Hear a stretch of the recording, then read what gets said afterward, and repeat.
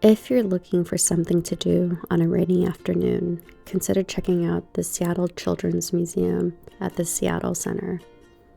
While it has a lot of cool interactive displays, the real strength is the multiple settings for imaginative play. They have a child-sized town complete with grocery, eye and veterinary clinics, and a mail system with a working theater stage. A fun place to stay a few hours.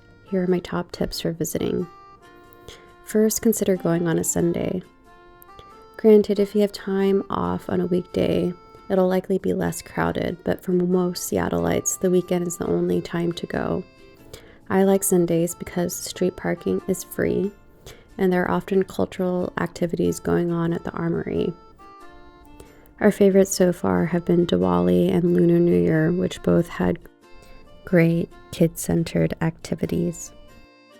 The second tip is if you're looking for parking and you've circled around a couple of times, we usually have good luck on Queen Anne and Harrison.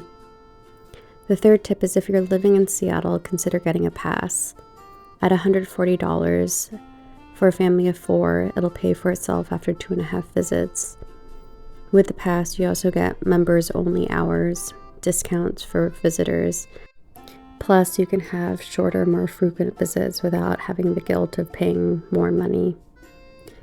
My fourth tip is to check out their discounts. If you decide not to get a membership, there's a ton of different discounts for teachers, military, and first responders.